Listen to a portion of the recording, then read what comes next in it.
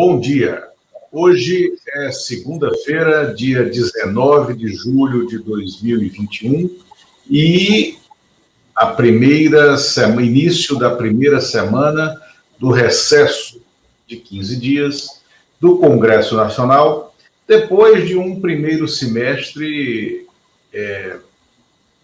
conturbado em Brasília, conturbado na cena política, de um primeiro semestre em que o governo dobrou a aposta para tentar continuar se mostrando um governo liderado por um outsider da política, quando, na verdade, é um governo que está nos braços, nos colos, nos grilhões do Centrão, né, da velha prática política, da chantagem, do corte de emendas, da gestão política na caneta, né, pragmática de liberação de verbas, né, liderado por um presidente da República que retorna ao Palácio do Planalto depois de 4 dias, 5 dias quase, de uma operação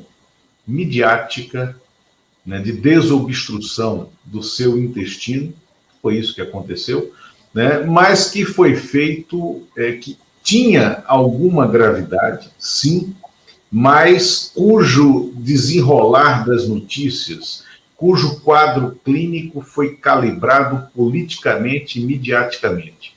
Teremos aqui, daqui a pouco, chegando direto do Amazonas, para uma breve participação conosco, o deputado Marcelo Ramos, né, que tem um outro compromisso em paralelo a esse, mas estará aqui, né, por 20, 25 minutos para discutir conosco o desafio que ele fez ao presidente da República, que venha debater com ele a questão da triplicação do fundo eleitoral, que é um escândalo, tá? Triplicação do fundo eleitoral feita dentro da lei, com a aprovação da LDO, a Lei de Diretrizes Orçamentárias, o fundo eleitoral que passou de 2 bi para 5,7 bi, de acordo com a LDO, que foi aprovada, mas que saiu dessa forma do Palácio do Planalto.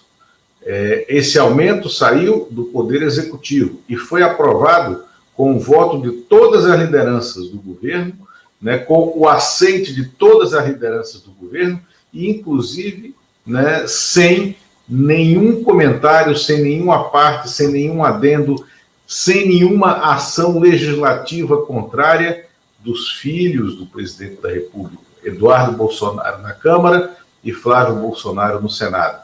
E agora o presidente Jair Bolsonaro tenta posar de mocinho num crime que ele ajudou a cometer. E temos também aqui conosco o jornalista Hélio Doyle, analista político, né, uma das cabeças do jornalismo mais sêniores na observação política brasileira. Bom dia, Hélio, bom dia, Humano. É um prazer tê-los conosco. E para onde aponta essa semana em que o calendário marca sábado, 24 de julho, um novo dia de protestos contra o governo federal, pedindo fora Bolsonaro, pedindo o impeachment do presidente da República. Bom dia. Bom dia. Hélio, como a questão do impeachment, você integra a diretoria da ABI, da Associação Brasileira de Imprensa, que já protocolou mais de um pedido de impeachment, né, do presidente da República. Temos o dia 24 aí. Esta semana estava agendada uma reunião do Conselho Federal da OAB para subscrever, pela primeira vez, a OAB iria subscrever um pedido de impeachment, né, enviado pela ordem.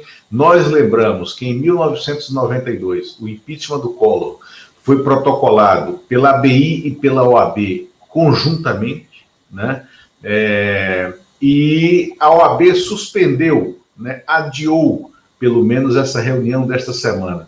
O que isso significa e qual o peso de um pedido chancelado pela Ordem dos Advogados do Brasil?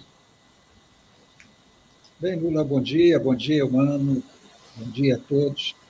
Olha, Embora eu seja, como você disse, diretor da ABI, eu tenho que reconhecer que o peso institucional e o peso na sociedade da Ordem dos Advogados do Brasil é superior ao peso da Associação Brasileira de Imprensa.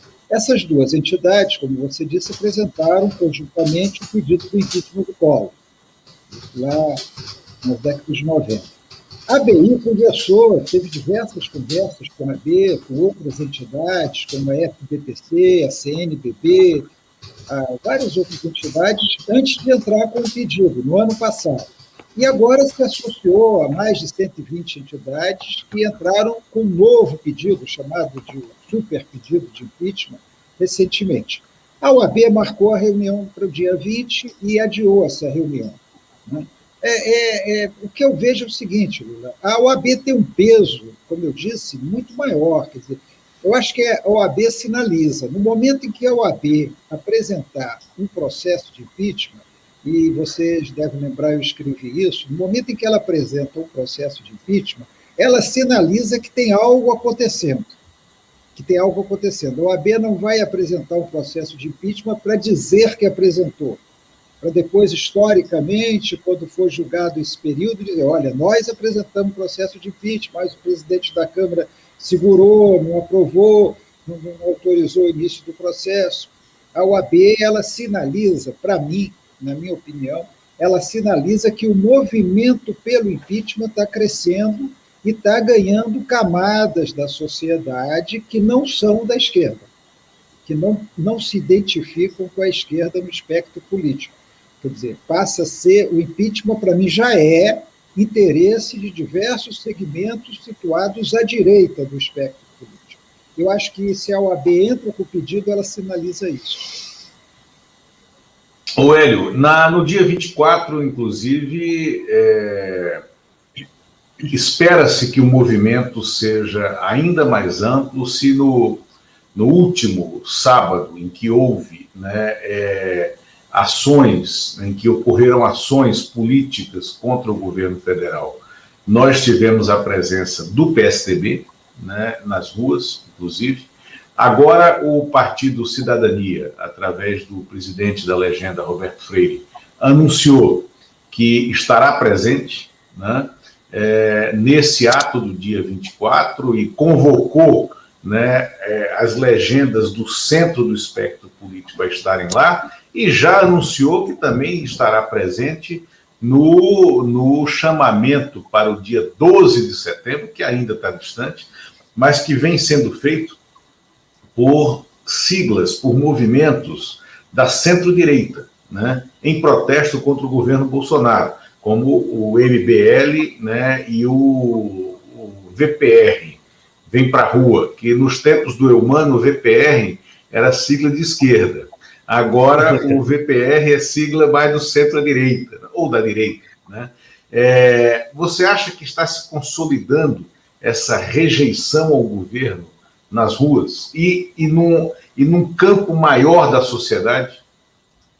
Sim, eu tenho bastante convicção de que o impeachment hoje não é uma bandeira da esquerda. O impeachment hoje já é uma bandeira muito mais ampla, que já atinge setores, segmentos à direita, de centro-direita. O Roberto Freire, eu vi essa nossa... O Roberto Freire, eu encontrei com ele na última manifestação. Ele estava, pessoalmente, ele estava lá. O problema que a gente tem é o seguinte, é muito difícil juntar. Se nós somarmos, nós vamos ter a manifestação agora 24, que, embora o Cidadania e outros partidos de direita tenham manifestado a disposição de participar, eu digo sempre, essas manifestações ainda têm a forma e o conteúdo da esquerda. E há segmentos da esquerda que, infelizmente, ainda são resistentes à participação de setores à direita nessas manifestações. Nós tivemos, por exemplo, um incidente ocorrido em São Paulo entre integrantes do PCO e integrantes do PSDB, né, que até repercutiu bastante. Lamentável, né? Lamentável, mas há segmentos da esquerda, Lula, infelizmente, como eu digo, que rejeitam categoricamente a participação de setores da direita e que muitas vezes não se sentem bem recebidos nessas manifestações. Então, se isso se consolidar, primeiro será ruim, mas depois você vai ter que, para dimensionar as manifestações, você vai ter que, vamos dizer, se esse movimento que o Roberto Freire está encabeçando não der certo, no sentido de que segmentos da direita participem das mesmas manifestações, como essa do dia 24, e sejam acolhidas nessas manifestações, né, nós vamos ter que somar manifestação de esquerda mais manifestação de direita como resultado de quem está na rua. Alguma dificuldade, por exemplo, os movimentos que você citou, o MBL, o Vem Pra Rua, esses dois movimentos foram muito ativos no impeachment da Dilma. Né? Foram muito ativos no impeachment da Dilma. E apoiaram o Bolsonaro. Né? Até determinado momento apoiaram o Bolsonaro. Então, há alguma dificuldade de se juntar a isso. E há também na esquerda um outro movimento que também é excludente. É um movimento que quer ampliar as bandeiras para além do fora Bolsonaro, para além do impeachment. Então, à medida que você começa a ampliar demais as bandeiras, você diminui o número de pessoas que possam participar desse movimento. Então, tem uma série de circunstâncias aí que tem que ser consideradas. O importante é que essas manifestações têm crescido. Elas têm crescido, elas têm sido mais representativas, e você pode notar que o bolsonarismo meio que saiu das ruas. Ele estava dominando as ruas, ele saiu das ruas. Hoje, praticamente, você só tem as chamadas motociatas, né? Os passeios de moto do Bolsonaro.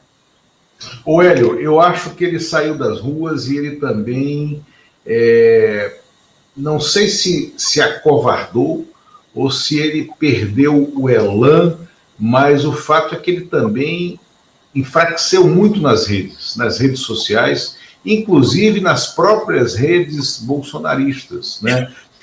Há uma inatividade dos perfis bolsonaristas no Telegram, né? Há um espaçamento maior na produção de fake news por parte, né, dos perfis bolsonaristas nas redes. Eu acho que eles estão com um problema de ação no campo em que escolheram atuar, né? E isso tem dado um espaço maior para um debate mais eficaz e um debate mais real, né, na cena política. A gente agora está debatendo muito mais em cima de temas e de fatos do que em cima de fake news. Ou seja, a gente está deixando de perder tempo com aquilo que era mentira e que a gente tinha que desmentir a todo momento. Vocês têm percebido isso, Eumano, Hélio? Eu acho que aí, bom dia a todos, eu acho que aí a CPI está ajudando muito, né? Porque a CPI produz notícia, a CPI produz fatos, e acho que nesse aspecto, hoje você tem muito mais informação contra o governo, informação com fonte, que é a CPI circulando, e eu acho que isso é um fato importante. Isso esvazia as fake news, você tem que produzir fake news demais, só que a realidade não bate diante de, por exemplo, um vídeo do Pazuello, sabe? A realidade é muito forte, essas imagens todas, desses militares todos envolvidos nessas negociatas, que a gente não entende muito bem que esses negócios, mas ao mesmo tempo está claro que tinha gente que tinha esperto querendo ganhar dinheiro. Eu acho que isso tudo vai atrapalhando bastante o governo.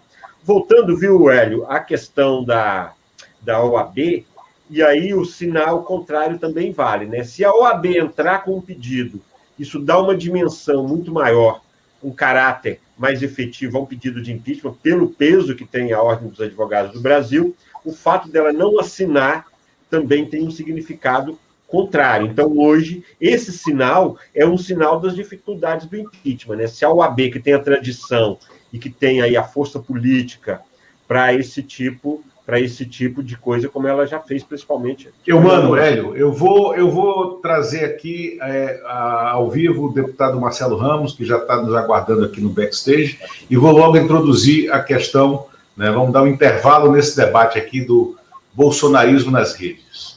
Aliás, ele foi da OAB, ele é da OAB, né? Deputado Marcelo Ramos, bom dia, é um prazer tê-lo conosco, você aí direto do Amazonas, nesse começo de breve recesso parlamentar de 2 semanas, né?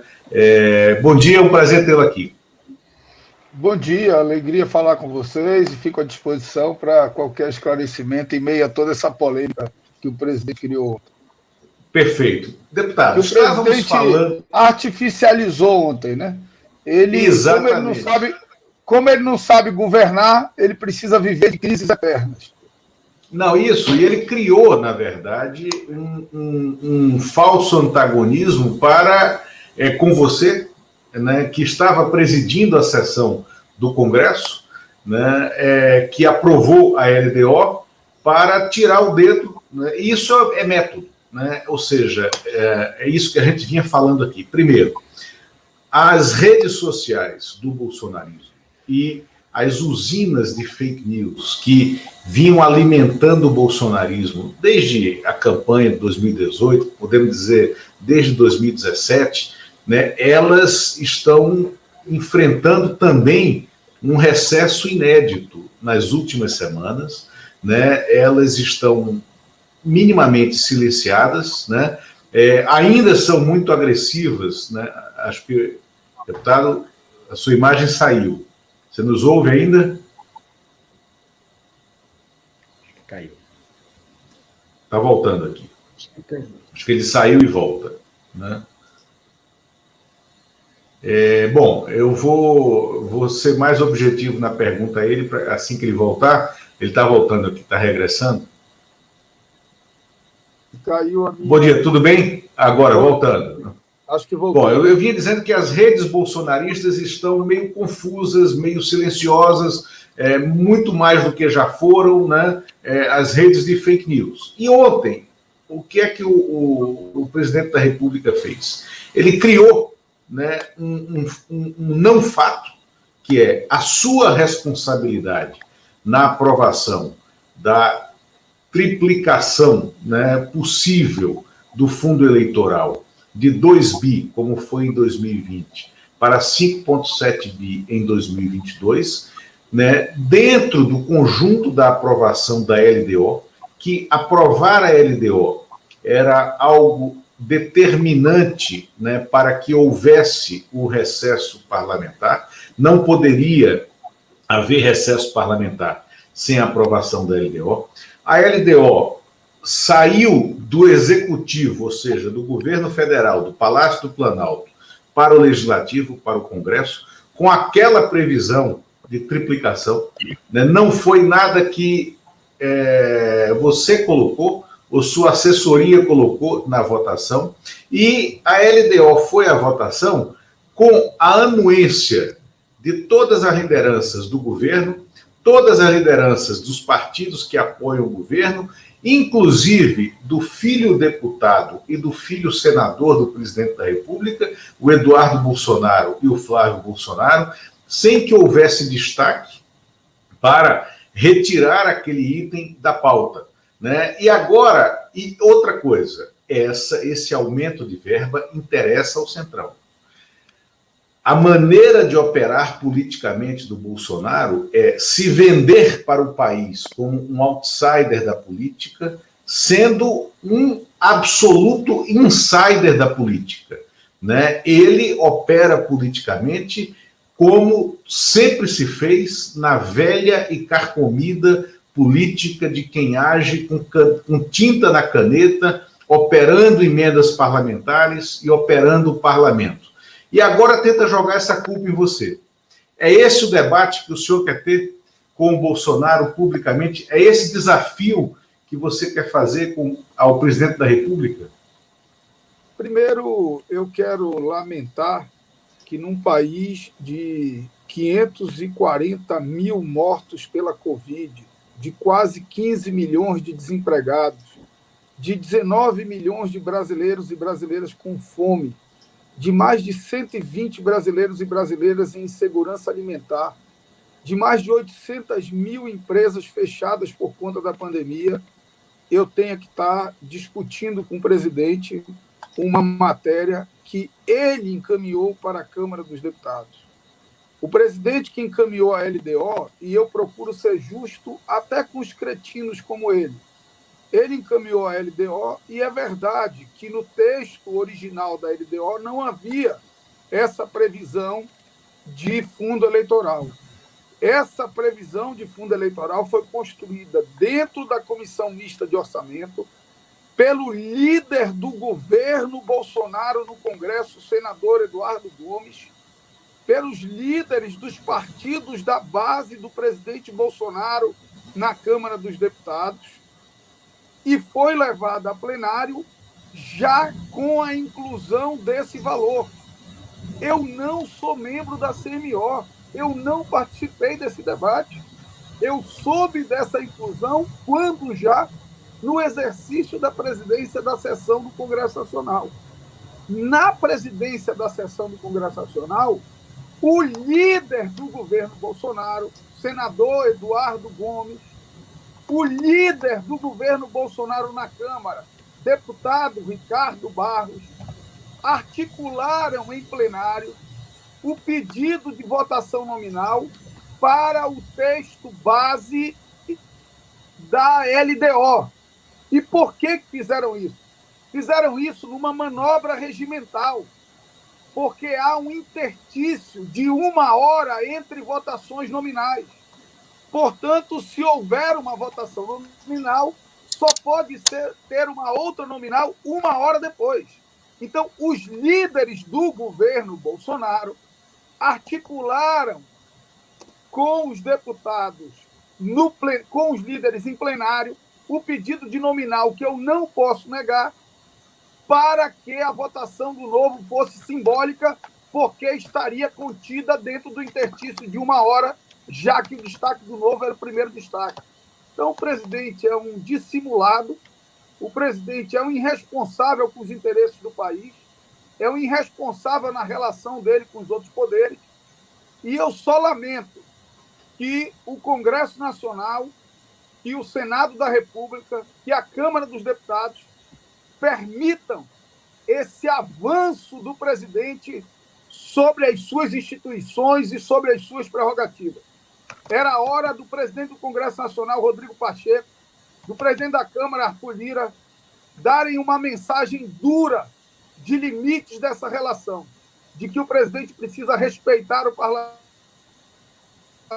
Para mim, porque é simbólico, mas, no fundo, ele ataca o parlamento brasileiro e ataca os líderes que lhe dão sustentação na casa. Agora, você como primeiro vice-presidente da Câmara, então, primeiro vice-presidente da Câmara, que é o primeiro vice do Congresso Nacional, ou seja, nas sessões do Congresso é o vice imediato do Rodrigo Pacheco, e nas sessões da Câmara, e na gestão da Câmara, é o vice imediato do Arthur Lira. Está decepcionado com a maneira como esses dois parlamentares, deputado Arthur Lira e senador Rodrigo Pacheco, exercem os seus mandatos de presidente, de primo inter pares, ou seja, de primeiro entre iguais nessas duas casas? E segundo, a ministra responsável por essa relação com o Congresso é a Flávia Arruda, do PL, o seu mesmo partido, aqui do Distrito Federal.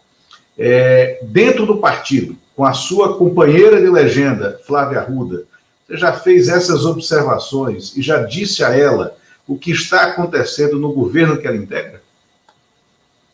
Primeiro, eu não vou julgar toda a condução do presidente Rodrigo Pacheco e do presidente Arthur Lira, mas preciso dizer que faltou a eles, nesse momento, um gesto de solidariedade com um companheiro que exerceu as funções nos estritos limites do que foi combinado com eles e nos estritos limites do que foi definido pelos líderes partidários. Então, eu não preciso que o presidente Rodrigo Pacheco ou que o presidente Arthur Lira comprem as minhas brigas com o presidente da República. Eu sou um deputado independente, sempre o critiquei.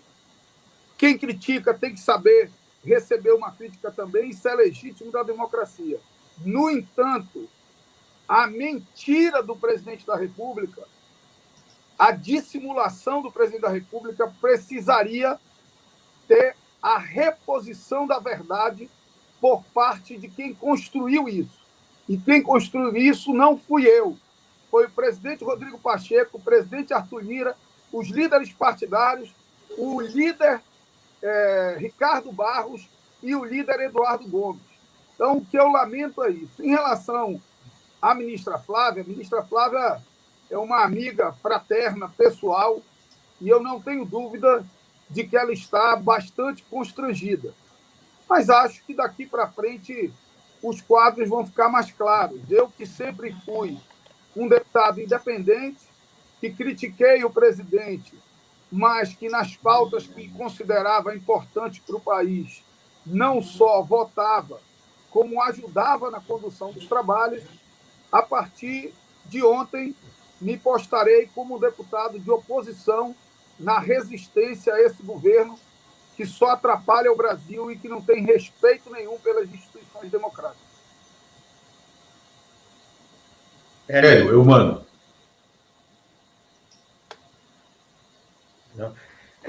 Deputado, eu queria saber quais os desdobramentos que o senhor acredita que vai ter desse processo. Eu vejo que fica um desgaste político com o senhor em relação aos presidentes da Câmara e do Senado, que deixaram o senhor com essa batata quente, vamos dizer, que agora acaba se tornando aí alvo dos bolsonaristas. E como é que o senhor acha que isso vai se encaminhar? O senhor acredita no veto? Quais os desdobramentos? Havendo veto, pode haver, isso é uma conversa que a gente estava tendo aqui antes nos bastidores, tendo veto, tem como reparar isso e fazer um valor menor? Como é que isso funciona daqui para frente? Olha, primeiro eu quero repetir, porque eu acho que isso é importante que fique absolutamente claro, que eu não quero em momento nenhum que o presidente Rodrigo Pacheco ou que o presidente Arthur Lira comprem a briga por mim. Mas eles tinham o dever de ir a público dizer que eu não me afastei nenhum milímetro do regimento, nenhum milímetro do que foi acordado, e de que a inclusão do valor na LDO não era de responsabilidade minha, e sim de responsabilidade dos líderes dos deputados da base. Então, faltou essa lealdade aos dois para comigo e para com a verdade. Não é comigo, para com a verdade dos fatos. Em relação aos desdobramentos, o presidente ele é tão cínico que ele é capaz de, ao final, não vetar e dizer que não vai vetar, porque se vetar, ele vai sofrer impeachment, como ele fez da outra vez. E ele criticou o fundão, disse que era contra, insinuou que ia vetar, e quando chegou na hora de vetar, ele sancionou. Então, se ele vetar, ele criará um grave constrangimento com os partidos da base dele. Se ele não vetar, ele criará um grave constrangimento com esse eleitorado dele, que nem sei se constrange com alguma coisa. Na verdade, essa turma não se constrangeu com rachadinha, essa turma não se constrange com roubo e vacina, não vai se constranger com a falta de veto no fundão.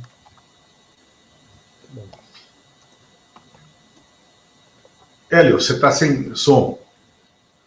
Tirei aqui. Desculpe. Deputado, bom dia.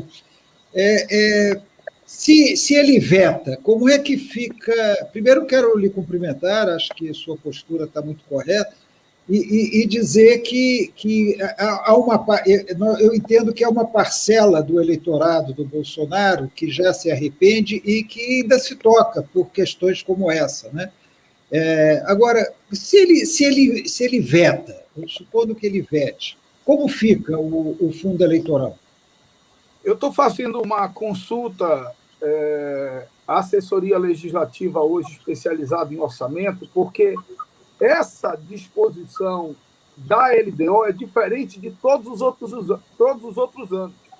Na LDO não foi incluído um valor para fundo eleitoral.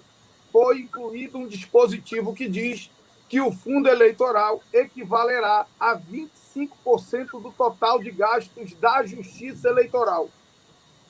Certo?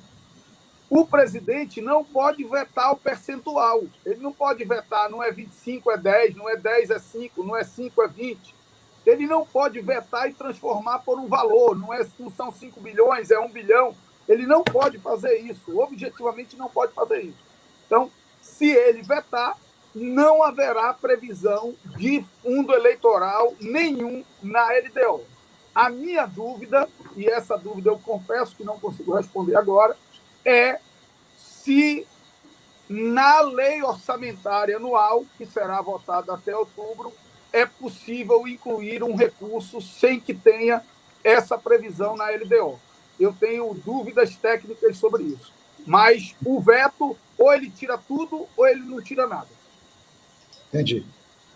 Perfeito.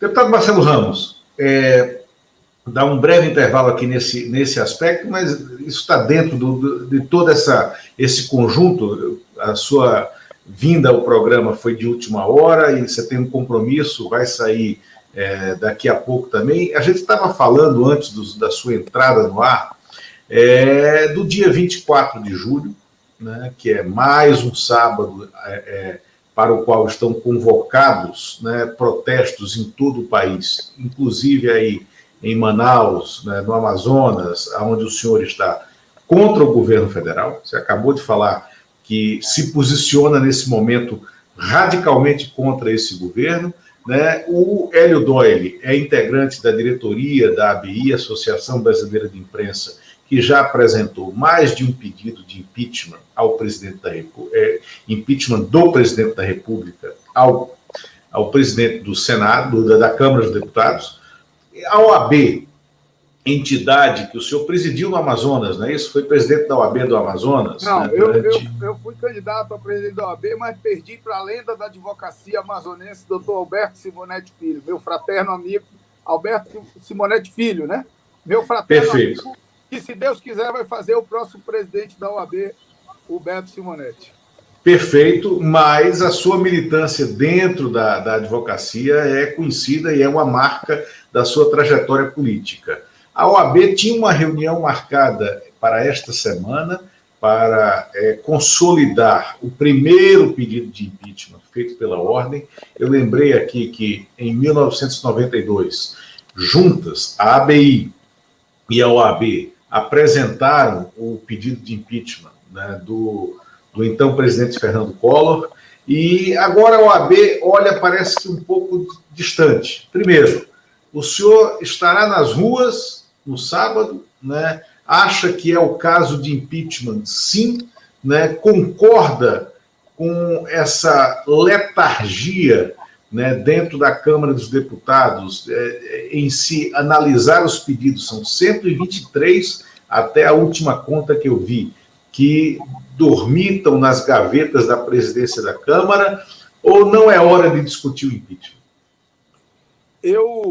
Deve estar sendo protocolado agora, são 9 horas, hora Brasília, um requerimento que eu apresentei ao presidente da Câmara, solicitando que ele me encaminhe cópia de todos os requerimentos de impeachment que foram apresentados na Câmara dos Deputados. Impeachment não é tema que se discuta em tese. Impeachment é processo de natureza jurídico e política. Primeiro, é preciso a configuração clara e inquestionável do crime de responsabilidade. E segundo, é necessário que existam as condições políticas relacionadas à mobilização popular, à base parlamentar, ao apoio de setores da economia do país. Tanto que impeachment é o único processo de natureza criminal julgado pelo Legislativo e não pelo Judiciário. Então, eu quero receber todos os pedidos de impeachment, fazer a leitura com quem tem responsabilidade com o país e com a Constituição e, a partir daí, me manifestar de uma forma mais assertiva quanto a isso. Lula, só eu tenho uma pergunta para o deputado, que eu quero sua opinião, deputado. Está na mão de uma única pessoa, do presidente da Câmara, autorizar ou não o início desse processo, que, como o senhor disse, tem uma natureza jurídica, mas também tem uma natureza política. O senhor acha correto ficar na mão de uma única pessoa, subjetivamente, que não é obrigado a explicar as suas razões, não é obrigado a fundamentar a sua recusa em autorizar um processo? Não seria mais interessante que fosse pelo menos uma decisão coletiva da mesa da Câmara ou algo assim? Eu penso que o mais grave não é nem isso. O mais grave é você não ter prazo para despachar se aceita ou não. Porque, na verdade, o discurso é de rejeição dos pedidos, mas não há nenhum despacho sequer de rejeição. Então, os pedidos não são nem aceitos e nem negados. Se há convicção de que não existem fundamentos para o impeachment, que se coloque-se no papel e se indefira os pedidos. Eu acho que mais importante do que estabelecer uma decisão de natureza colegiada é estabelecer um prazo irrevogável para que a decisão se dê. Mas o senhor não acha que, mesmo se dando, nesse caso, o senhor está correto, é uma decisão irrecorrível? Quer dizer, fica na mão de uma única pessoa? Ela tem que ter mecanismos de recurso. Eu acho que ela tem que ser do presidente e ter mecanismos de recurso em plenário. Claro que com uma maioria qualificada, para que a gente também não vulgarize um pedido de impeachment e o Brasil viva numa instabilidade permanente. Lula, eu posso fazer só uma questão rápida? Deputado, eu lembro que na eleição do Arthur Lira, um dos aspectos que ele colocou para se contrapor ao Rodrigo Maia era que haveria as decisões seriam coletivas, seriam coletivizadas, seriam levadas ao colégio de líderes. Evidentemente, essa decisão ela é monocrática, ela não está, mas não é isso também uma contradição em relação ao discurso do Arthur Lira para a eleição dele, o fato dele estar concentrando, e ele foi muito enfático na campanha dele em relação a dividir essas decisões?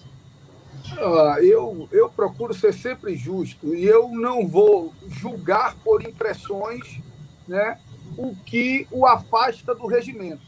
Eu acho que o regimento não obriga a consultar todo mundo nesse tema. Obriga a consultar todo mundo para a definição da pauta, obriga a consultar todo mundo para uma série de coisas. Mas ele não prevê análise prévia. Óbvio que, por uma coerência com o discurso de campanha, talvez fosse o caso de levar esse debate ao colegiado de líderes. Mas, como não há imposição regimental, eu não imputo isso como um desvio.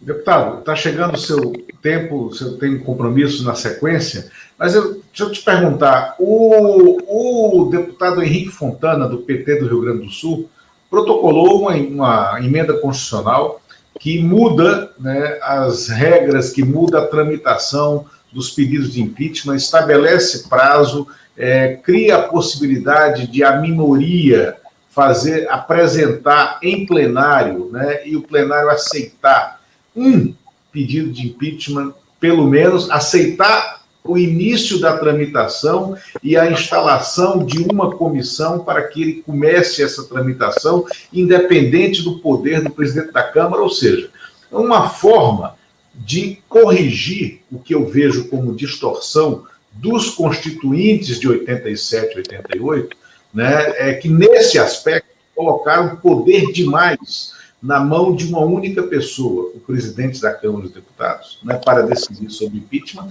e também na abertura de ações contra presidentes da República, colocaram poder demais na mão de uma única pessoa, o Procurador-Geral da República.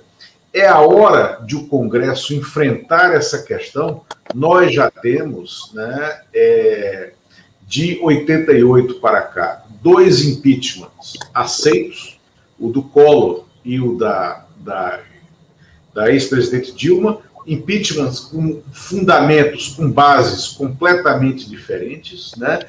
Nós temos essa discussão muito acalorada nesse momento sobre o impeachment do presidente Bolsonaro, que dá provas evidentes e diárias da sua incapacidade de governar, né? E da sua ação contra a política, da sua ação contra as instituições. É hora de enfrentar esse problema?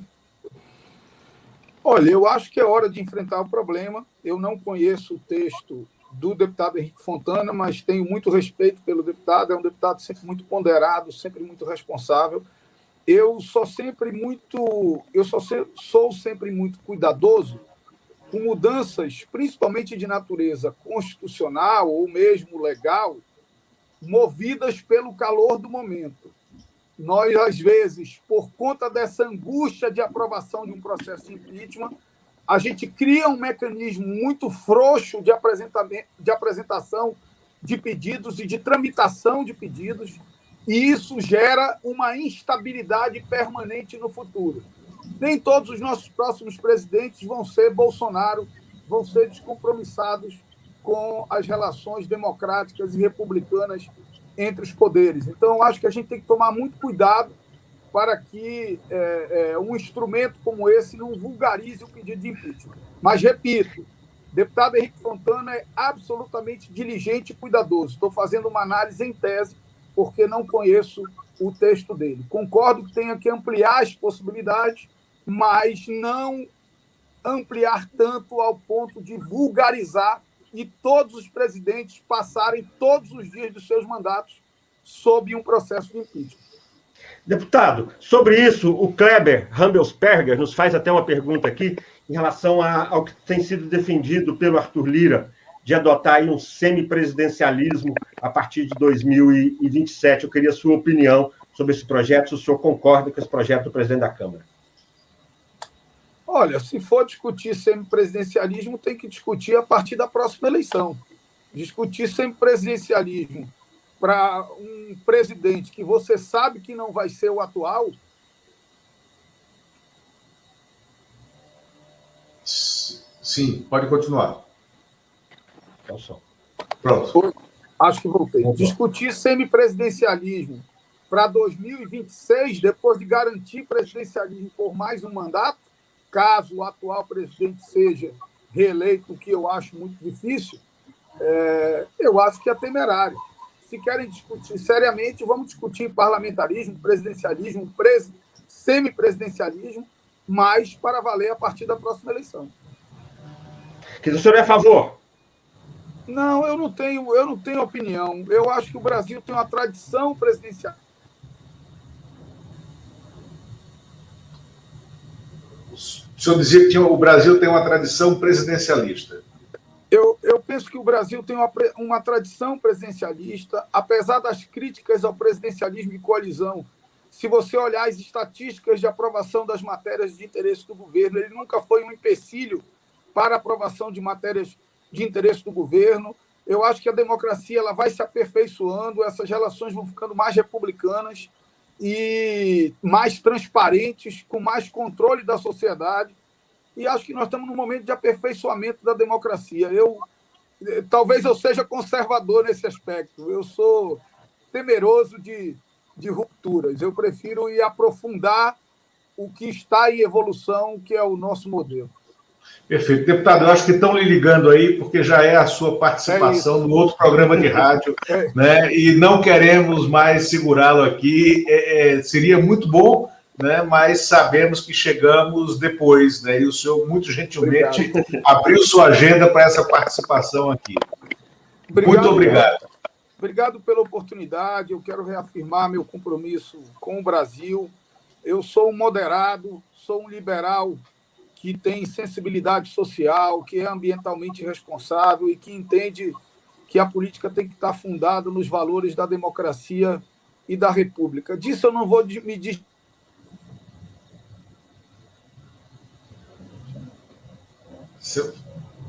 É o pessoal ligando ainda. Disso eu não vou me desviar. E a minha... Tá bom. Perfeito. Perfeito, deputado. Muito obrigado. Já está caindo. Obrigado, até logo, obrigado, até mais. Né? Boa participação. Vem outras vezes aqui, deputado. Muito boa a sua participação. Obrigado. Eu mando, Hélio. Então, fiquemos. Foi importantíssima essa participação do deputado Marcelo Ramos, primeiro vice-presidente da Câmara, que claramente cortou, né, os grilhões da relação dele com o presidente da República.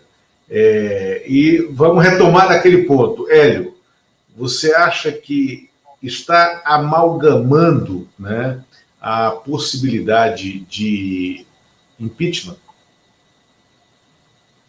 Bom, eu acho sim.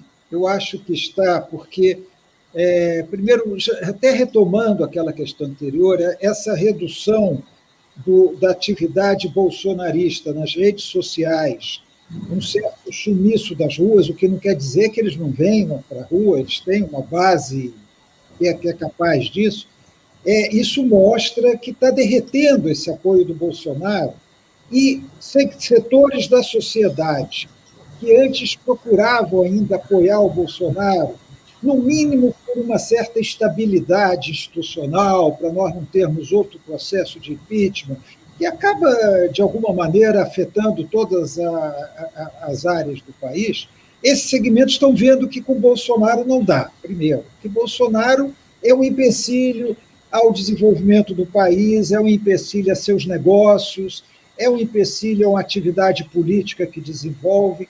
Então, em primeiro ponto, eu acho que esses setores tomaram consciência disso. Em segundo lugar, eu acho que tem um outro fato que aí é político pragmático. Há um entendimento em segmentos da centro-direita que, para derrotar o Lula, é preciso tirar o Bolsonaro. Na eleição passada, para derrotar o Lula, se tirou o Lula. Pediu-se a candidatura do Lula. Agora, o que esses setores estão vendo? Eles estão vendo que, até na ausência de um candidato da centro-direita, a centro-direita tem vários nomes, mas ela não tem o nome e vai ter uma enorme dificuldade de unificação desses nomes. E ela precisa ter um candidato único para ir para o segundo turno. Se ela se espalhar em vários candidatos, nós vamos ter um segundo turno Lula e Bolsonaro. Que o Bolsonaro, mesmo derretendo, vai ter ali uma faixa de votos que vai possibilitar ele, provavelmente, e estamos muito longe ainda, mas provavelmente para o segundo turno. Então, qual é a maneira de você derrotar o Lula? É você tirar o Bolsonaro, e o caminho para isso seria o impeachment, repactuar esses segmentos em torno do general Mourão, fazer uma repactuação, que poderia ou não ser o candidato, eu até não descartaria que fosse ele o candidato. Né? Acho que quando assumiu a presidência, o Michel Temer pensava em ser candidato. Depois vieram os fatores, o Écio Batista, a greve dos caminhoneiros, uma série de outros fatores que inviabilizaram a candidatura dele. Mas eu acho que esse é também o objetivo. Né? E a questão concreta é a seguinte, eu não vejo o TSE caçando a chapa. Eu não vejo naqueles 7 ministros, são 7. Vou dizer, no mínimo, não vou nem entrar nos fundamentos jurídicos, coragem para caçar o general Mourão, não é nem o Bolsonaro, é caçar o general Mourão. Entendeu? Eu não vejo coragem naqueles 7. Teria que ter uma fundamentação jurídica irretocável, inquestionável, de todos os segmentos. Então, o caminho para afastar Bolsonaro é o impeachment. E para esses segmentos à direita, o caminho para derrotar o Lula é tirar o Bolsonaro e possibilitar um segundo turno em que eles apostam na rejeição ao Lula e ao PT, votando no candidato deles de centro-direita. Por isso, Lula, respondendo a sua pergunta, eu acho que o impeachment está evoluindo. O próprio deputado Marcelo Ramos, ainda que talvez por questões diferentes, é um exemplo disso. É um exemplo de um liberal, de um parlamentar muito eficiente, muito competente, diga-se, eu tenho acompanhado aí, de modo geral, o trabalho dele, ele é muito sério, né? Já se votando contra o Bolsonaro, dizendo claramente, eu sou oposição. E vários outros segmentos de direita, centro-direita, direita, têm feito isso. Ô, Hélio, é muito bom você ter colocado isso aqui, porque, assim, encaixa perfeitamente, o Eumano vai lembrar disso, eu tenho lembrado isso. Veja bem, nós precisamos também fazermos jornalismo independente, buscamos o nosso espaço, o nosso nicho, e, às vezes, temos que cacarejar, né, em torno dos ovos que a gente põe, né, nesses programas que a gente tem feito, que tem ampliado a discussão política muito além desses programas de verticais, né, de opinião única, que tomaram as emissoras, as redes abertas, tal. Isso que você está falando, a gente falou aqui, eu falei no 247, numa participação já em fevereiro, e eu me lembro que em dezembro eu escrevi um artigo também, publicado na plataforma Brasília, no 247, dizendo, se o Bolsonaro for inteligente, né, coisa que não é, ele trará para dentro do seu governo o deputado Rodrigo Maia para o Ministério da Economia, né, e cria, então, uma alternativa de manutenção desse grupo político na política. Isso era em novembro, dezembro do ano passado. Em fevereiro, eu dizia o seguinte: a única alternativa que resta agora à direita brasileira, que se crê liberal e democrática, é eliminar o Bolsonaro, né, da chapa, eliminar o Bolsonaro da urna em 2022, porque o Bolsonaro terá fôlego para chegar ao segundo turno e perderá contra qualquer candidato, sobretudo contra o Lula, porque o Lula estará de volta à cena política de maneira fortíssima, porque na memória das pessoas está, né, o que foi o governo Lula, que foi um período de prosperidade e de ascensão social, e, assim, sem fazer juízo de valor sobre qualquer outra coisa, mas isso é o que ficou para a história e é o que de fato foi. Diga, Mário. Lula, assim, primeiro achei que foi uma felicidade muito grande ter vindo aqui o Marcelo Ramos, que está com vários assuntos importantes, e como o Hélio falou, ele é um personagem interessante, um deputado consistente nas opiniões dele. Você vê que ele não é óbvio nas opiniões, e, ao mesmo tempo, eu achei que foi legal para avançar um pouco nessa questão aí do fundão. Eu vou ter de sair daqui a pouco, tenho meu outro compromisso, mas vocês dois, com certeza, podem continuar aí a conversa. Eu quero aqui agradecer aqui o comentário do Luiz Barreto, que mais cedo falou. Semana passada eu te substituí aqui na quarta-feira, né, Lula, no comando do programa, e ele disse aqui que eu fui muito bem, generoso o comentário dele, eu me atrapalhei um pouco aqui nos comandos, mas foi boa experiência, até porque eu estava muito bem acompanhado também naquele dia com o Luiz Carlos Azedo, do Correio Brasiliense, e com a Luciana Lima, lá do Metrópolis. Mas acho que é isso, acho que esses debates estão super importantes, acho que a gente começa a semana aí com um bom debate, e vamos continuar. Agradecer a todo mundo, vocês continuam aí, e eu vou ali, quarta-feira, estou de volta aqui com vocês. Valeu, Hélio, obrigado, sempre um prazer. Valeu, Lula. Valeu, pessoal todo aí que está com a gente. Abração, obrigado, valeu. Até logo. Abraço lá do pessoal da TV Democracia. Abraço. Darei. Deixa eu comentar aqui uma pergunta do Ralph de Souza Filho, e queria te ouvir, Hélio. Lula só vence o Bolsonaro ou ele venceria qualquer um, né? Em minha opinião, eu acho que, e tenho sempre dito isso, o ex-presidente Lula está fazendo uma caminhada política para a eleição de 2022 que é muito inteligente, vindo da esquerda para o centro, sem precisar de escrever cartas ao povo brasileiro, sem precisar dizer o que as pessoas têm muito vivo na memória, o que foi de que forma ele exerceu o poder, né, quando esteve na presidência da República.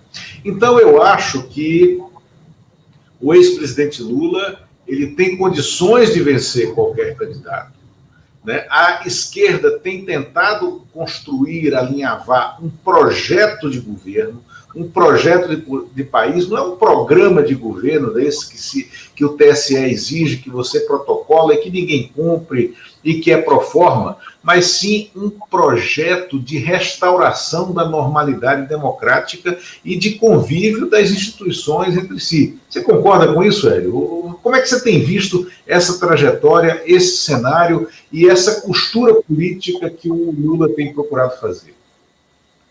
Bom, Lula, primeiro eu acho que é bom sempre a gente lembrar que a eleição se decide na hora que coloca o voto na urna. Então, todas essas previsões, um ano antes, pesquisa, mais de um ano antes, elas nos dão indicadores, elas nos mostram tendências, mas nós estamos cansados, nós somos veteranos no acompanhamento de eleições, nós estamos cansados de ver favoritos não irem para o segundo turno e azarões ganharem eleições. Então, eu acho que qualquer análise hoje. Agora, indubitavelmente, o Lula é o favorito da eleição de 2022 hoje, eu não tenho dúvida disso. Contra Bolsonaro, mais ainda. Se o adversário dele for o Bolsonaro, acho que mais ainda, porque ele hoje encarnaria todo esse sentimento antibolsonarista que cresce na sociedade brasileira. Eu acho que ele está no caminho certo, eu acho que, inclusive, esse caminho que, como você disse, ele está fazendo, contraria grande parte das bases de esquerda que propugnam e têm um sentimento equivocado de que a esquerda sozinha ganha eleição. A esquerda sozinha não ganha eleição, né? Não ganha eleição no segundo turno. O segundo turno é um instrumento para obrigar os candidatos a montarem alianças mais amplas do que os seus posicionamentos políticos. Não é à toa que existe o segundo turno. Então, eu acho que o Lula está no caminho certo, ele precisa ampliar a candidatura dele. E o Lula está executando, na prática, o que grande parte da esquerda rejeita, que é a frente ampla. A esquerda fala, não é possível fazer frente ampla com os setores da direita, não é possível fazer... O Lula está fazendo, como você disse, silenciosamente. Ele está conversando com setores empresariais, ele diretamente ou por meio de intermediário, ele está conversando com setores políticos localizados à direita. O PSD é um exemplo disso, que já é mais conhecido, já são mais conhecidas essas conversas. Então, acho assim, o Lula... Agora, eu não vou dizer hoje que o Lula ganha de qualquer um, seria da bola de cristal, né? Eu acho que devemos considerar uma coisa importante, que é a rejeição ao PT que ainda permanece no país. Pesquisas, não apenas quantitativas, como pesquisas qualitativas, e eu, de alguma maneira, diretamente, acompanho várias dessas pesquisas, acompanho no sentido de ter conhecimento de várias dessas pesquisas que estão sendo realizadas em todo o país, mostra que ainda há um sentimento de rejeição ao PT, ao Lula, à esquerda, muito grande no país. E se a centro-direita consegue se unificar, o que é difícil, mas se ela consegue se unificar em torno de um candidato único, fazer uma campanha competente, souber construir essa candidatura do ponto de vista eleitoral, eu não descartaria uma vitória da centro-direita contra o Lula hoje, não. Não tenho esse triunfalismo de um ano e tanto da eleição já achar que eu sei o resultado das eleições. Não, concordo integralmente com você. Eu acho que a esquerda tem feito uma postura correta. Tem sido fundamental a participação e a liderança do ex-prefeito de São Paulo, ex-candidato a presidente da República, Fernando Haddad, nessa postura, que tem cumprido um papel que lá atrás, em 2002, 2003, mas sobretudo em 2002, na campanha e na transição, foi um papel que coube, né, ao ex-deputado e ex-prefeito de Ribeirão Preto, Antônio Palocci, esse trabalho de costura ao centro, né? O Haddad tem feito isso. Agora, se a direita se articular para ela promover o impeachment, ela promover a retirada, eu também concordo contigo, você falou aqui mais cedo, o TSE não terá coragem de caçar a chapa, não tenho dúvida. Caçar a chapa não fará. No limite, ele pode julgar a inelegibilidade do titular da chapa, o Jair Bolsonaro, e aí o TSE terá tirado o Bolsonaro da cena de 2022, mas não do governo. E condições e motivos para essa inelegibilidade tem. E a partir daí, a centro-direita construir o seu projeto em torno dos seus nomes, né? E colocar isso em disputa com o Lula. E aí o PT e a esquerda passará a ter uma cena de disputa política com a qual não conta hoje, né? Hoje, talvez o maior risco da esquerda, né, olhando para 2022, seja justamente isso que você falou, o triunfalismo. O triunfalismo pode derrotar, né, o Lula em 2022, porque está cedo para isso, mas há uma evidente, né, uma evidente celebração prévia, né, do que será a eleição de 22. E eleição é sempre muito difícil e nunca você pode contar com a decisão dela mais de um ano antes, né, da ocorrência, né, até pela dinâmica do nosso processo político. Veja bem, Hélio, Nesse fim de semana, no Chile, se concluiu o processo de prévias para as eleições chilenas. E um líder estudantil, né, venceu, né, essa prévia chilena, né, e se coloca essa prévia pela esquerda, porque houve prévia da direita e houve prévia da esquerda. Todos os chilenos em idade de votar podiam ir às urnas e escolher o candidato de cada lado. 21% dos eleitores inscritos, né, no Chile votaram nessas prévias. E venceu um candidato de esquerda moderado, um líder estudantil muito jovem, né, com mais de 1 milhão de votos nessa prévia, e venceu pela direita, né, uma liderança de direita que vem do sistema financeiro chileno, né, mas que teve 600 mil votos. E ficou claro que a direita estava dividida, né, porque ele teve como adversários 3 outros antagonistas que tiveram 600 e poucos mil votos, pouco menos que ele, né, 400 e poucos mil votos, 200 e poucos mil votos. Ele não conseguiu agregar o discurso à direita, enquanto que a liderança de esquerda, né, venceu essas prévias e começou a catalisar, né, a discussão de um novo projeto de país para o Chile.